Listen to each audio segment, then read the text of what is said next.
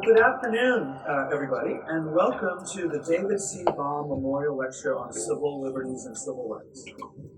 Endowed in 1973 by the family and friends of David Baum in his memory and at his request, this lecture series has served as a testament to the life and work of Professor Baum.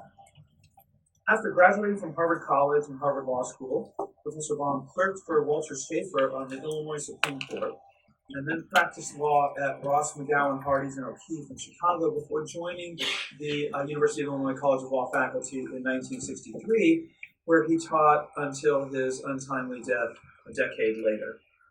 Throughout its history, this lecture series has hosted some of the country's greatest thinkers on important legal issues of the day, and has served as a fitting memorial to a man whose unrelenting intellectual vigor and moral commitment made his presence in the world of law very valuable and missed.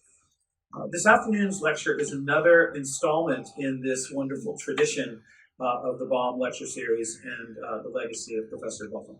We are pleased to welcome as this year's honored speaker Professor Laura Weinreb, who's a professor of law at the Harvard Law School, and the Suzanne Young Murray Professor at the Radcliffe Institute for Advanced Study. A legal historian, Professor Weinrib studies how social movements have interacted with and shaped constitutional doctrines and categories in pursuit of political and economic change. She is the author of, among many other things, The Taming of Free Speech, America's Civil Liberties Compromise, a book published by Harvard University Press in 2016, which traces the emergence during the first half of the 20th century of a constitutional and court-centered conception of civil liberties as a defining feature of American democracy. Her articles, essays, and book chapters have explored a wide range of subjects in American legal history, especially as it relates to constitutional law, labor law, and law and literature. Professor Weinreb is a 2003 graduate of the Harvard Law School, and she completed a PhD in history at Princeton in 2011. After law school, she clerked for Judge Thomas Ambro of the United States Court of Appeals for the Third Circuit. From 2009 to 2010, she was the Samuel I. Gottlieb Fellow in Legal History at NYU Law School in New York City. Before joining the Harvard Law School faculty in 2019, she was a professor of law just up I-57 at the University of Chicago Law School, where she was also an associate member of the University of Chicago Department of History. Over the next 50 or so minutes, she is going to talk, I believe, about the deployment of free speech as a tool to invalidate and upend economic and regulatory policy. 2 summers ago, dissenting Justice Elena Kagan, in one of the most significant 5-4 rulings of the term, in a case actually out of Illinois called Janus, involving labor unions and whether people could be forced to contribute money to support union negotiating activity when they didn't like the unions.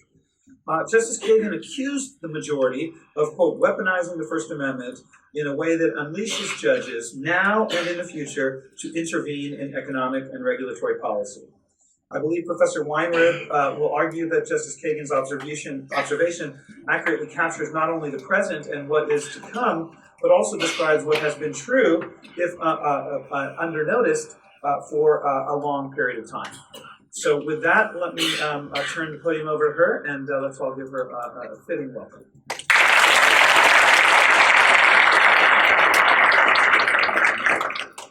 Thank you so much for that introduction, and thanks to all of you for coming today. It's really a pleasure to have this opportunity to talk to you today about what I think is really a crucial issue that's facing constitutional democracy in the United States. In fact, it's an issue that I think we could describe as a looming constitutional crisis. And I don't mean the impeachment here. I'll talk about the office of the presidency a little bit today, but it's not going to be my focus. Rather, what I'll be talking about today is another branch, one that may soon find itself in just as polarizing a place, namely the judiciary. The judiciary has fallen out of the spotlight a bit in the past couple of months, aside from frequent comments about Justice Roberts' role in presiding over the impeachment. But I suspect it won't stay that way. In fact, if recent headlines are any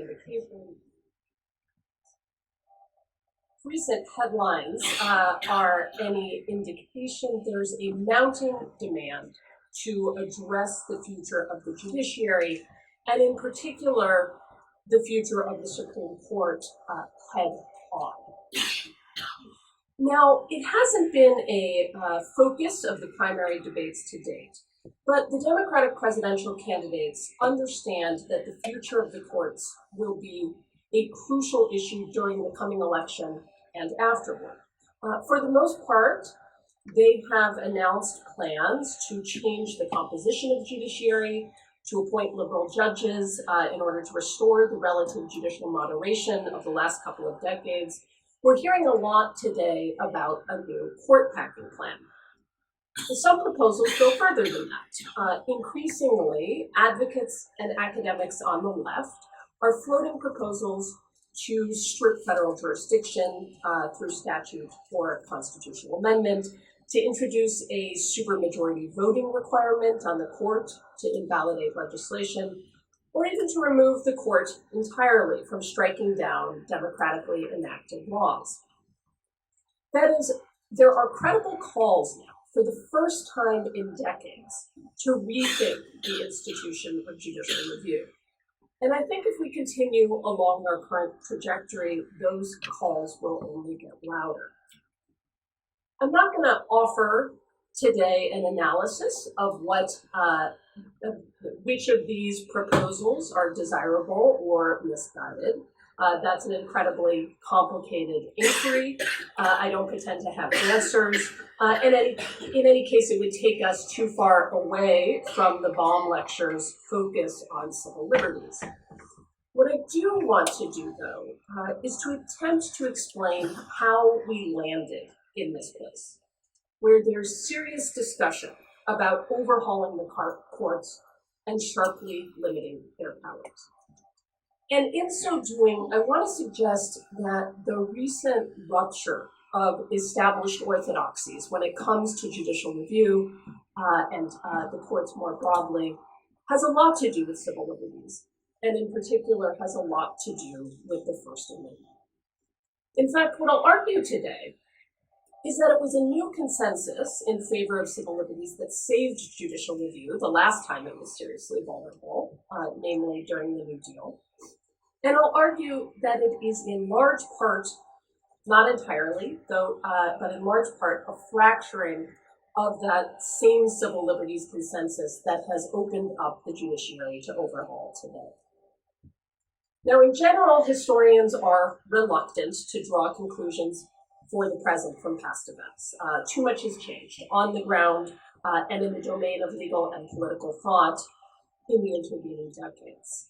But in this case, I can't help exploring what I take to be an illuminating set of similarities between our own moment and the moment that really produced our modern constitutional order.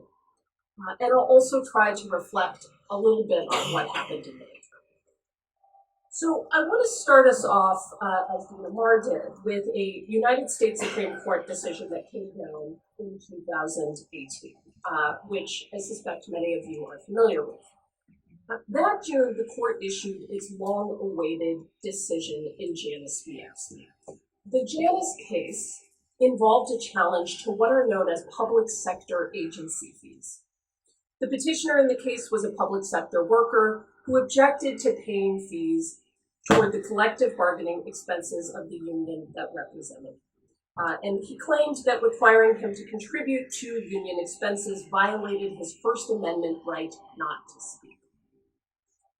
In an expected but nonetheless monumental reversal of decades of settled precedent, the Supreme Court held that agency fees are an unconstitutional infringement on the free speech of the non-members of a union who prefer not to pay them. Now, Justice Elena Kagan wrote a stinging dissent in this case, as she has in many recent First Amendment cases. She described the court's conservative justices as black-robed rulers, and she accused them of weaponizing the First Amendment in a way that unleashes judges now and in the future to intervene in economic and regulatory policy. So this was a bold statement. It attracted a lot of attention, and it was meant to capture a fundamental change in the meaning and the uses of free speech. According to Kagan, the First Amendment was meant for better things. Okay, so Kagan wrote that the First Amendment was meant for better things. When she wrote that, everyone understood the kind of things she had in mind. Between the Second World War and the Rehnquist Court, the Warren Court steadily expanded the First Amendment's reach. This is an era in which other state and federal actors regularly targeted agitators, and in that period, the judiciary was comparatively friendly to the rights of dissenters. The celebrated cases of this period gave us the iconic First Amendment protagonists of the 20th century: socialists, soapbox orators, civil rights marchers, anti-war protesters. But there's something interesting about this golden age of the First Amendment. It turns out that for several decades at mid-century, there were two groups that had little success making First Amendment claims, two kinds of speech that were excluded from the dramatic expansion of free speech doctrine under the Warren Court. The first was business speech.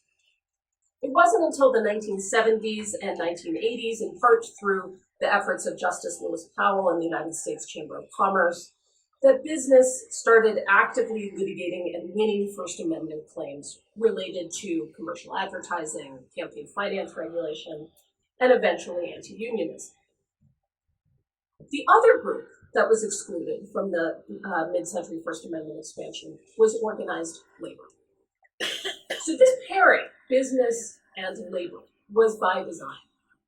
Both groups at the time were regarded as inordinately powerful, to the point that judges worried that their speech was coercive rather than persuasive, as they sometimes said, or in any case that it wasn't the kind of speech the First Amendment was meant to protect.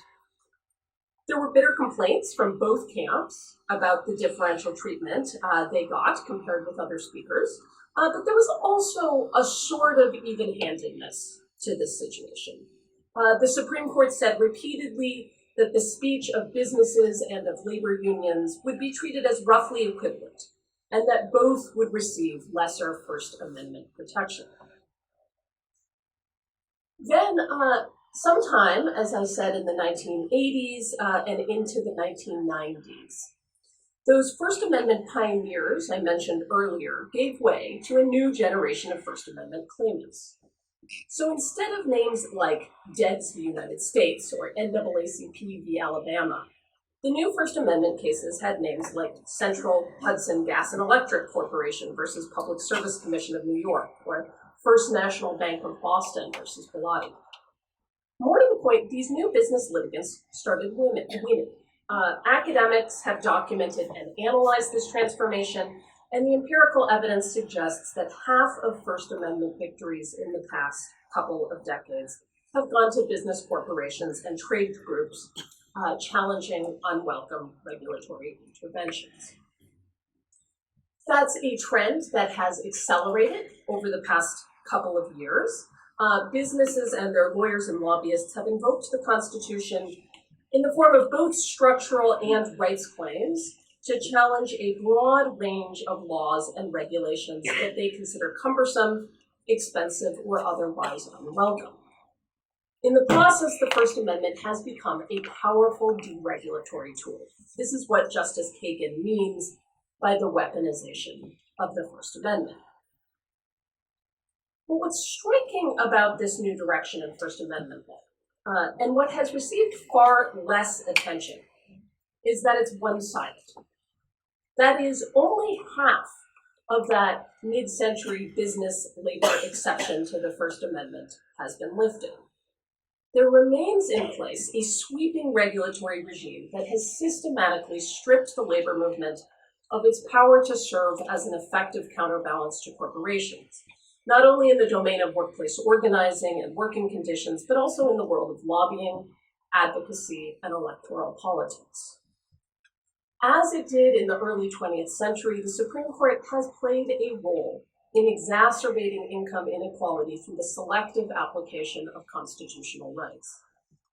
As in the early 20th century, the result has been frustration, desperation, and demands for overhaul of the system. What has brought us to the brink of crisis, I want to say today, is not so much the weaponization of the First Amendment as the fact that the Supreme Court has armed one side and only one side of the battle. So there's a deep irony to this whole state of affairs. As it turns out, the organization that pioneered the weaponization of the First Amendment was actually the American Civil Liberties Union, or ACLU. The ACLU of the interwar period was quite a bit different from the group we know as the ACLU today. When it was founded in 1920, it considered itself, quoting here, frankly a partisan of labor. It was the ACLU that described, I'm quoting again, the weapons of free agitation and organization to be labor's most powerful tools, and it was in service of protecting those weapons that they demanded a sweeping First Amendment. In fact, to a very large degree, it's the ACLU's dogged defense of labor's right of agitation in that period to which we owe the modern First Amendment, and more tentatively, I'll suggest today, also the survival of judicial review. So this all demands some explanation. To give it context, I'm going to pivot for the time being from Kagan's term, the weaponization of the First Amendment, to the term more commonly used by scholars, the Lochnerization of the First Amendment. This formulation is meant to suggest that businesses are using the First Amendment to do the work that liberty of contract did in cases like Lochner v. New York, the notorious 1905 decision invalidating a New York maximum hours law for bakers. During the early 20th century, the United States Supreme Court and its state counterparts used the principle of liberty of contract purportedly contained within the Due Process Clause of the 14th Amendment to strike down a lot of progressive legislation, including minimum wage laws, maximum hours laws, and workers' compensation. The idea, as I said, behind the Lochnerization of the First Amendment is that the First Amendment today, like liberty of contract then, is being used as a tool. It's being used as a tool to dismantle burdensome regulatory regimes. I want to suggest that the term is actually even more apt than the scholars who use it have typically realized. Because one of the things that most troubled progressives during the Lochner era was the one-sidedness with which Lochner-style reasoning was applied. According to critics, the courts were protecting property rights but not personal rights, corporations but not unions, the so-called right to work but not the right to strike. So with that, let me back up and tell you about the emergence of the modern First Amendment, by which I mean the emergence of the principle that the Constitution prohibits government officials from punishing individuals for the vast majority of their speech, and that the judiciary is charged with enforcing that right and ensuring that the political branches don't overstep their authority. That's what we understand the First Amendment to be today. Now, I have to add the modifier modern because the principles I've just described would have been totally foreign 225 years ago in December 1791, when what we now call the First Amendment, originally, as you can see, it was third on the list, but what we call the First Amendment was ratified. Suffice it to say that there was no real constitutional commitment to expressive freedom before World War I. That's a sort of accepted feature of our constitutional history. But that's not to say that everyone was comfortable with censorship and suppression. Debates over free expression flared up periodically in the 19th century and in the early 20th centuries, but often in forms that are unfamiliar to us today. So I want to draw your attention to one such debate in the early 1910s at the height of what is typically called the Progressive Era.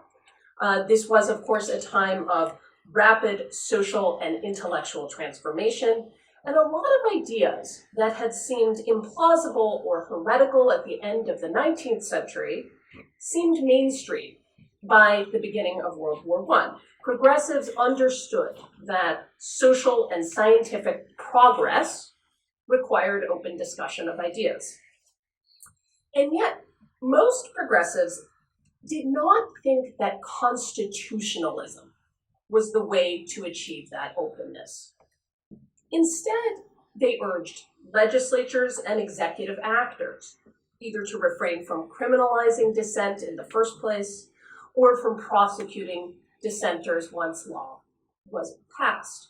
That is, they trusted in a strong state and they sought solutions in the political branches.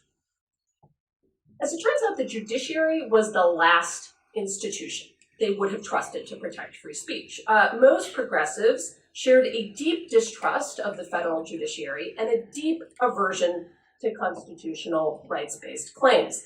And the reason for that distrust is the Lochner-style reasoning I described earlier, with its valorization of property rights and liberty of contract. So this is a period of profound economic inequality, and in this period, the court exercised what we now refer to as judicial review, what used to be called the power to enforce constitutional limitations, to strike down the progressives' hard-won efforts to ameliorate inequality through legislation.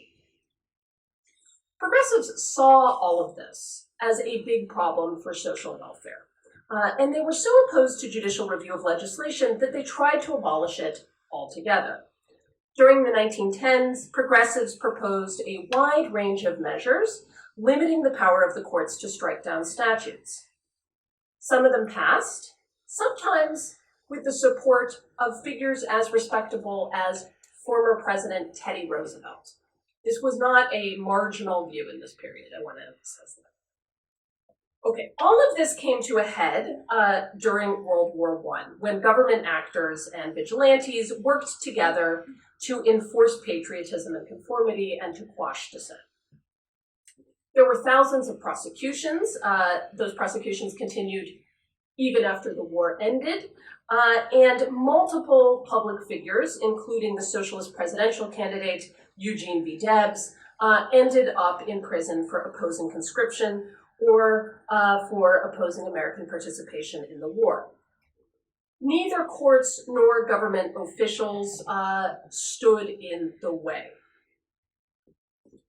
Now, I've told you that until World War I, the First Amendment as we know it, the First Amendment as a judicially enforceable check on the state suppression of speech, simply didn't exist. And so during the war, almost no one thought that the First Amendment was an obstacle to the prosecution of dissenters. In fact, even the scholars and judges who were most anxious about the repression were really hesitant to solve the problem through judicial enforcement of the First Amendment, because they were so deeply suspicious of judicial review. Now, you may be familiar with the traditional story of how that changed. It goes something like this. The wartime repression was so bad that a few pioneering progressives saw the light, and in particular, two celebrated Supreme Court justices, Oliver Wendell Holmes Jr. and Louis Brandeis, began to write stirring dissents in decisions upholding the convictions of anti-war speakers. And their reasoning was so persuasive, so obviously right, that eventually they convinced their fellow justices. It turns out there's a problem with this account, which is largely about timing. For more than a decade, these progressive theorists and academics remained in a tiny minority. Not only did Holmes and Brandeis fail to persuade their fellow justices, just like they failed to persuade their fellow justices with respect to their dissents in Lochner-style cases, but they also failed to persuade many of their progressive supporters that judicial enforcement of the First Amendment was a good idea. Throughout the 1920s, progressive journals like the New Republic declared that the legislatures, not the courts, should ensure adherence to First Amendment principles. If there were unjust laws on the books, they said, the answer was to advocate for their repeal, not for their invalidation in the courts. Simply put, progressives were not primarily responsible for the modern First Amendment. Then who was? The answer here is surprising. We owe the modern First Amendment, above all, to an unlikely coalition of labor radicals and conservative lawyers. So I'm going to start with the labor radicals, and I'll be focusing in particular on the early leadership of the ACLU. It was the ACLU's organizational precursor that litigated and lost many of the best-known First Amendment cases during World War I. As it happens, almost all of those defendants were socialists and anarchists who were convicted, as one seminal Supreme Court case of the period put it, for the usual repetition that we went to war to protect the loans of Wall Street. But what's most important about the ACLU, for my purposes today, is not its wartime activity on behalf of anti-war protesters, but rather its staunch commitment in the 1920s to a radical wing of the American labor movement.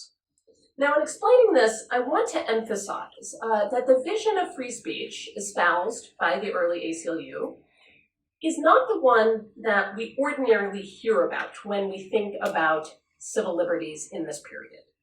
To be sure, the ACLU did invoke and even pioneer what are now the standard defenses of free speech. For example, that open debate advances democratic legitimacy, encourages political participation, produces better policies, and serves to channel dissent into peaceful rather than violent outlets. They said all of those things.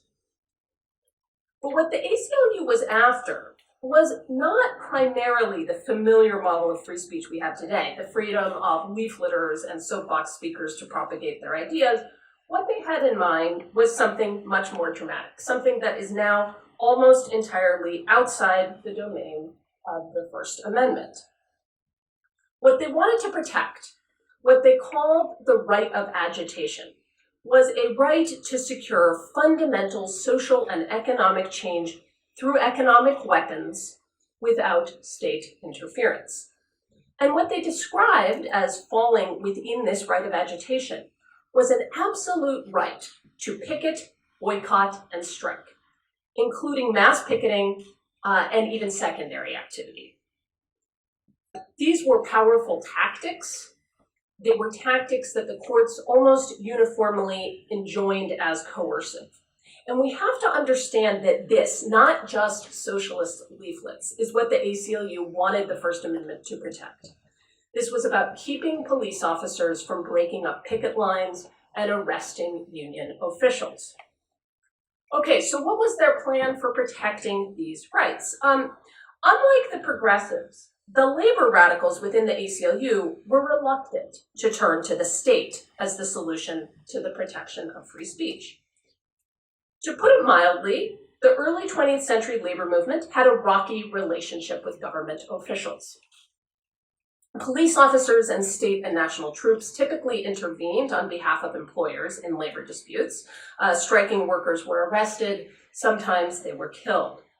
For the most part, organized labor regarded state and federal officials as tools of industry.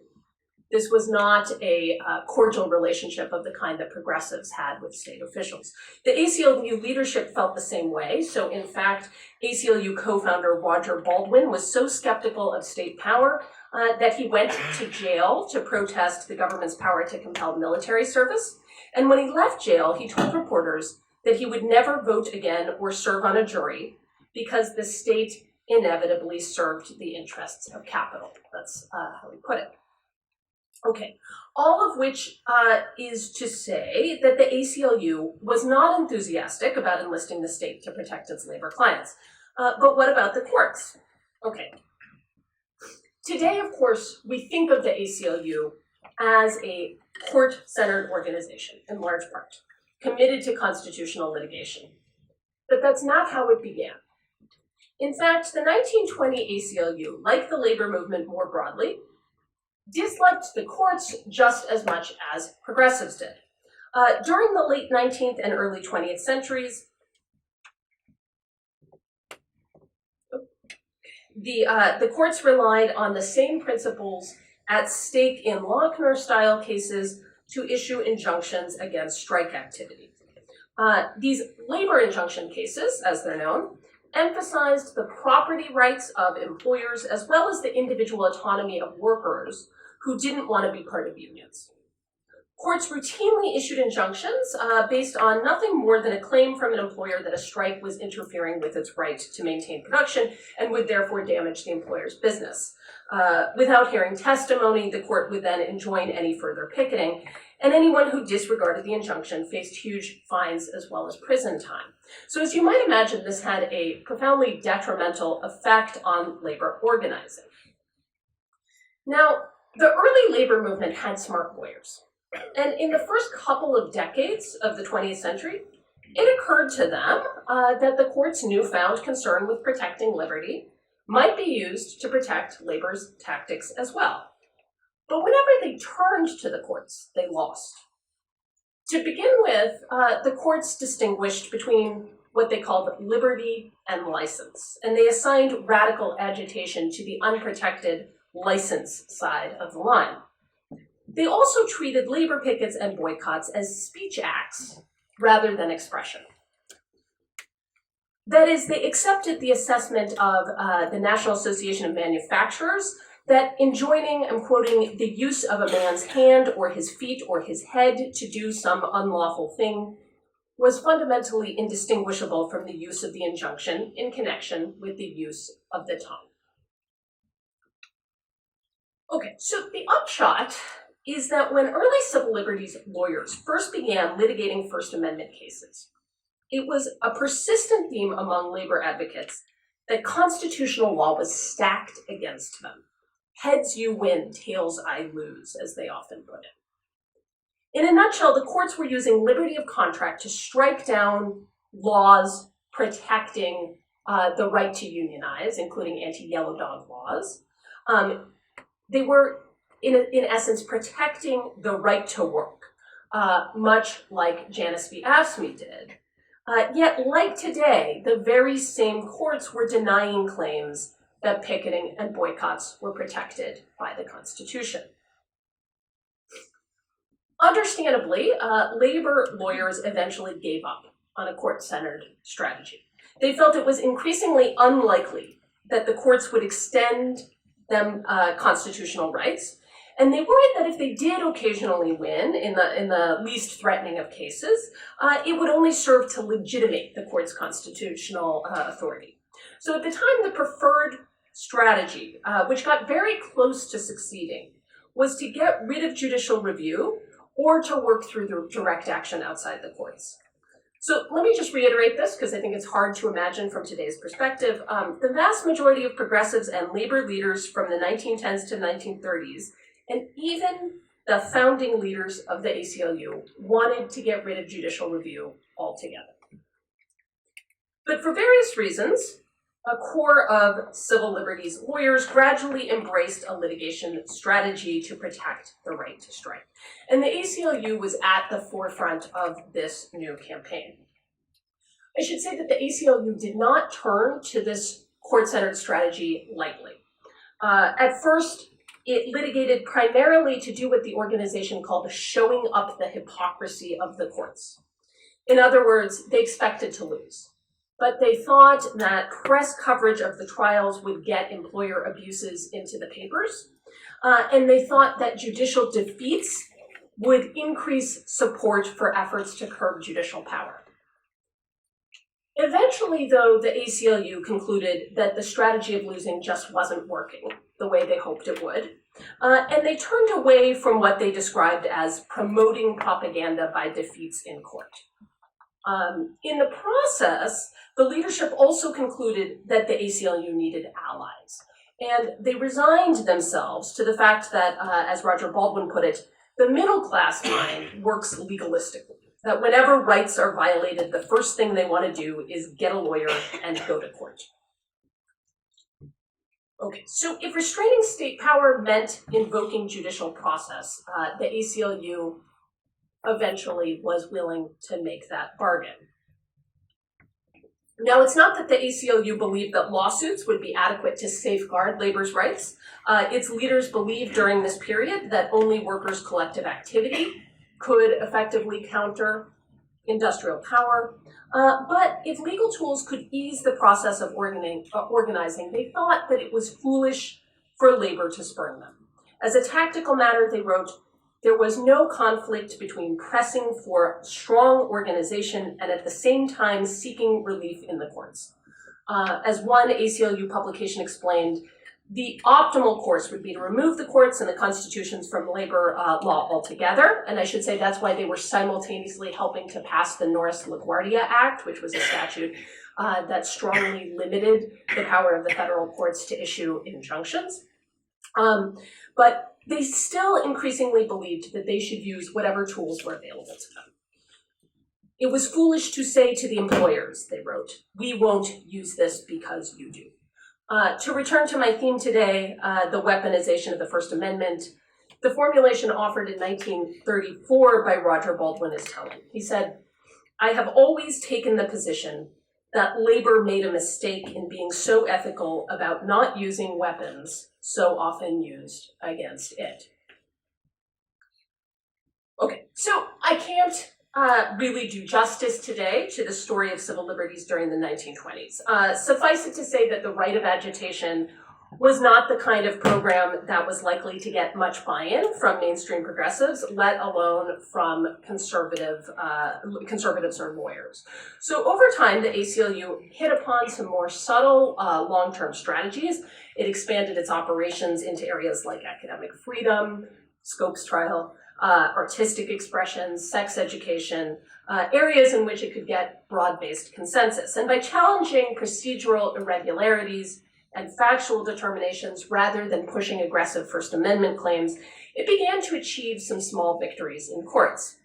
We're going to fast forward now to the 1930s and to the election of President Franklin D. Roosevelt, which presented a fundamental challenge for the ACLU's vision of civil liberties.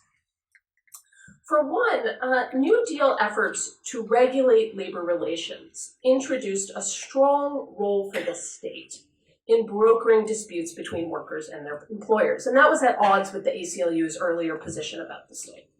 In fact, in 1934, the ACLU's annual report cautioned that the dramatic expansion of federal power, quote, raised the specter of dictatorship by the president. Okay, that's a statement we might expect the ACLU to be making about Donald Trump, but it's pretty striking from the standpoint of post-New Deal liberalism that the ACLU made it about FDR. But even more than disagreement about state power, I want to draw your attention to a related debate within the civil liberties movement, namely a debate about the role of the courts.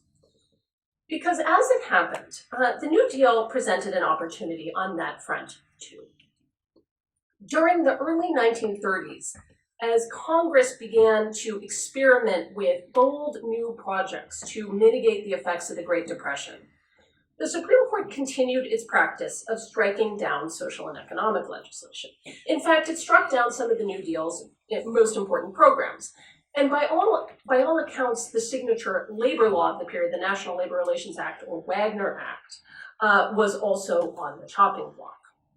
So by early 1937, liberals were infuriated.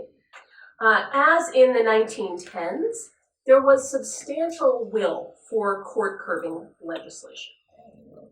Eliminating the power of judicial review would mean that Congress could, say, pass minimum wage legislation without worrying that the court would strike it down as unconstitutional. But most contemporaries assumed it would mean something else as well. It would remove the court, they thought, from the business of enforcing the First Amendment. They thought that those two things went together.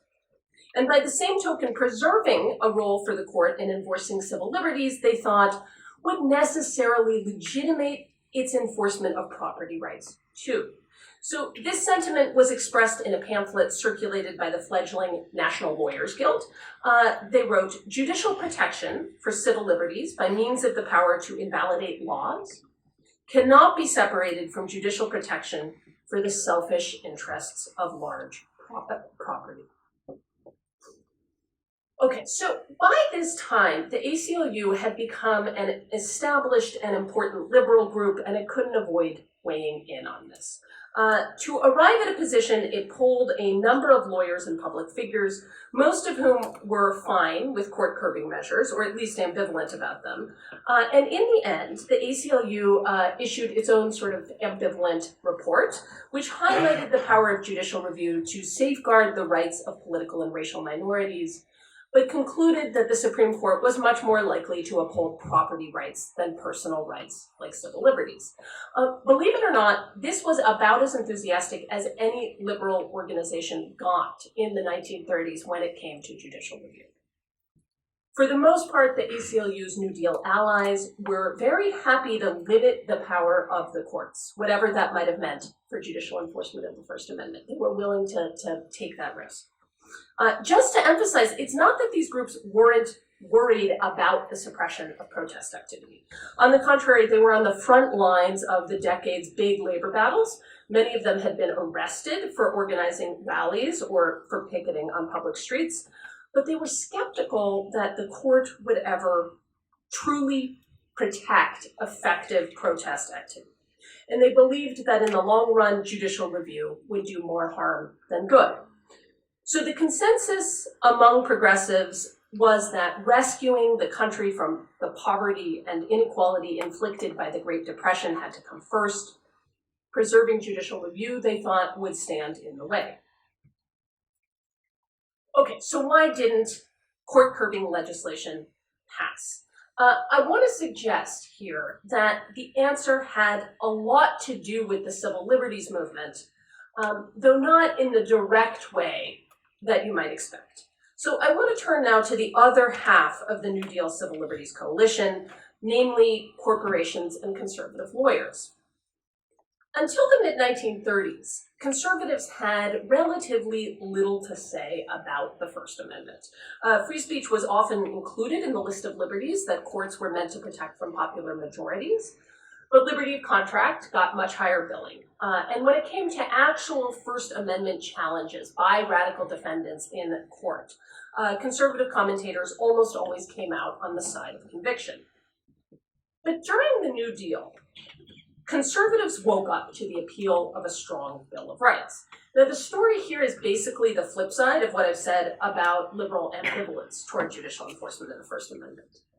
As liberals' attacks on judicial review became stronger and more plausible, conservatives were casting about for a cause that they thought could rehabilitate the judicial reputation, and they found it in civil liberties. The real turning point came in the spring of 1937, when President Roosevelt announced his own solution to the problem of an unresponsive court, his so-called court packing plan. The court packing plan would have enabled Roosevelt to appoint up to 6 additional justices to the Supreme Court. Conservative groups quickly denounced the plan as a step in the direction of fascism and totalitarianism. One of the most vocal and influential critics of the court packing plan was the American Bar Association. And the ABA at that time was quite conservative. In fact, the ABA mobilized a massive publicity campaign against the bill, and when a committee brainstormed potential lines of attack, what it concluded was its best idea was to emphasize the court's decisions in civil liberties cases. These are decisions that almost uniformly they had opposed at the time they had been litigated by the ACLU and other groups, and which they now sort of put on the airwaves and in magazines as the best reason to preserve the courts. Now, as events unfolded, court curbing legislation never ended up going through.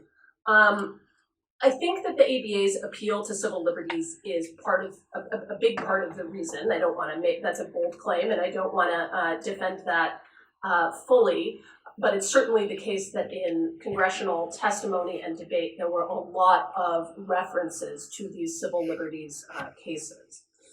There were also concerns, of course, about what the plan pretended in terms of executive aggrandizement. When we talk about opposition to the court packing plan during the New Deal, we have to remember that a lot of anxiety stemmed from perceptions that Roosevelt was becoming too powerful, that he was starting to look too much like his counterpoints in Europe. So let me emphasize this point. During the 1930s, public figures were floating everything from jurisdiction stripping measures to a legislative veto of judicial decisions to supermajority requirements for invalidating legislation to just a constitutional amendment to abolish judicial review. And there was a lot of momentum for those proposals, even among mainstream lawyers. In fact, even among some ABA lawyers. Today, abolishing judicial review seems much more extreme than court packing. But at the time, that wasn't true. It was actually court packing that was more troubling to people than those other measures. Okay, and that's, as I said, in large part because of where the proposal came from, and it's a function in large part of the time. In any case, all of this generated pushback against President Roosevelt's court packing plan. But of course, the most significant reason for the failure of the court packing plan was that it lost its urgency. In the spring of 1937, the Supreme Court began to uphold New Deal legislation, beginning with a state minimum wage law and quickly proceeding to the Weinreb Act. So you may have heard this referred to as the switch in time that saved 9. This is basically also described as the constitutional revolution. Interestingly, the defeat of the court packing plan did not spell the end of conservative support for civil liberties. So, as I mentioned, when the ABA and when conservatives first took up the civil liberties cause, they anticipated that the court's protection of free speech would accompany and legitimate its property rights cases, not replace them. Most New Dealers, as I've said, thought that judicial review came as a package, and that in the absence of a constitutional amendment, expansion of the First and 14th Amendments to protect personal rights would buttress the economic due process cases as well. The court's spring 1937 decisions changed all that. And in the new legal landscape, the conservative strategy quickly morphed. So conservatives were clear that they would have revived Lochner-style substantive due process if they could have, but it became increasingly apparent that that was not going to work. It wasn't in the cards, and they quickly discovered the power of the First Amendment as an independent check on government authority. So as the ABA's president explained in announcing a new Civil Liberties Committee in 1938, a vigorous First Amendment might prevent the trampling of well-worn shoes, but it would also come into play when the crushed toes were encased in patent leather footwear of the wealthy, or the rights denied or the privacy invaded were those of business corporations. You can imagine why this engendered some skepticism from people who were listening to the announcement of new participation in this realm. But it was genuine. Business groups came on board too. Like the bar, American industry was facing a formidable public relations problem, and it resolved to recast industry, quote, as the friend of individualists and minorities, a bulwark of freedom. Faced with dwindling public enthusiasm for unchecked economic competition, the National Association of Manufacturers launched a public relations program, quote, to recreate a public understanding of the vital interrelationship between private competitive business and personal and political freedom. And a few years later, it felt it had succeeded. That is, it had managed, quoting again, to link free enterprise in the public consciousness with free speech, free press, and free religion.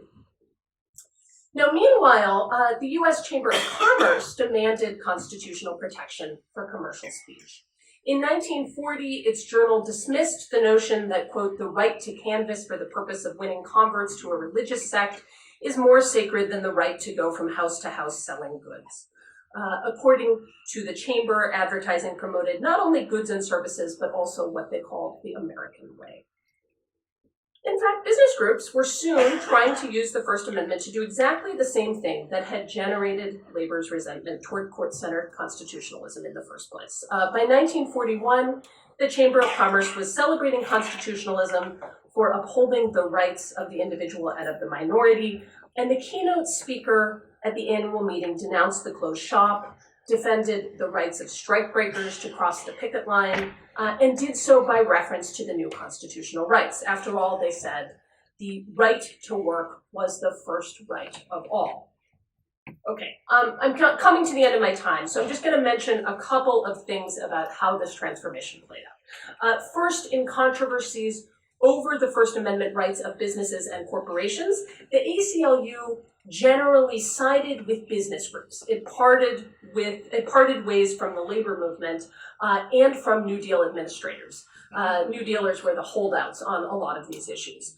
Second, the decision to do so nearly tore the ACLU apart. But I do want to emphasize that this wasn't just a matter of the ACLU abandoning its original goals. Rather, the ACLU felt that protecting business speech, even when it seemed more economic than expressive, was the only way to ensure that picketing and boycotts would be protected too. And for a time, it seemed that that gambit might work.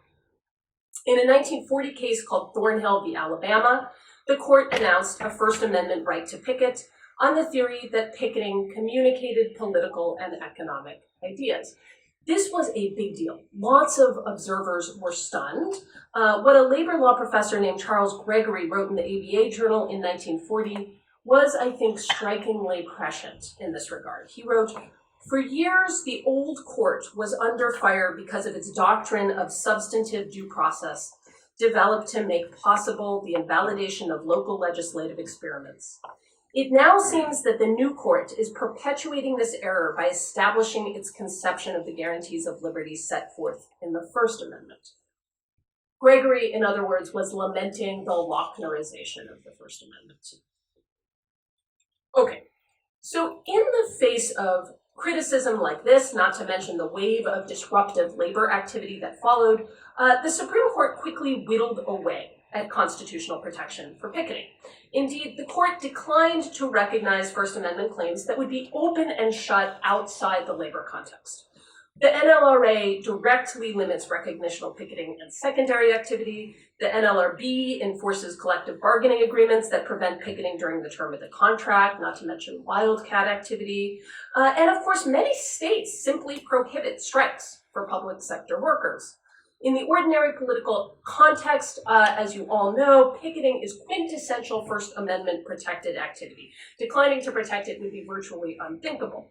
But labor picketing, labor boycotts, union associational activity are all routinely curbed by the state. And that progression proceeded in parallel with an employer-sponsored litigation campaign to defeat union security arrangements and to break unions. It came first, led first to a duty of fair representation, then to abolition of the closed shop, prohibition of secondary strikes and boycotts, then to prohibitions on recognitional picketing, and eventually to the elimination of the union shop and strong constraints on agency fees. I know probably most of you are not familiar with some of those concepts, but suffice it to say, union activity was largely shut down. And much of this work was done by legislation or through judicial interpretation of the NLRA. There were efforts to fight back by citing freedom of speech or association on the part of unions. Those uniformly failed to the extent that constitutional concepts came in at all. What the court seemed to be worried about was a desire not to associate on the part of anti-union employees. Okay, so in short, less than 2 decades after the ACLU believed it had secured protection for the right of agitation, virtually everything it had accomplished to afford it protection had been undone. Okay, very quickly. By that time, it is, of course, true that the First Amendment served other ends, even from the perspective of the ACLU. The ACLU never again retreated from its support for judicial enforcement of the First Amendment. For many years, most Americans took it on faith that the ACLU got it right in that regard, that a strong First Amendment would preserve a platform for transformative political ideas.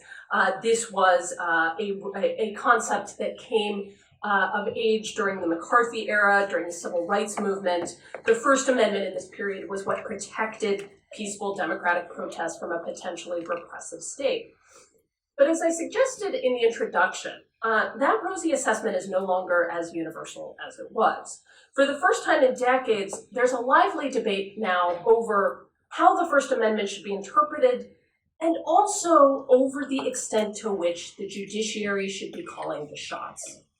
Now, I'm not going to pretend that history can tell us how to resolve that debate, but I do think it's crucial to understand what the modern First Amendment was intended to achieve and what it has accomplished in fact.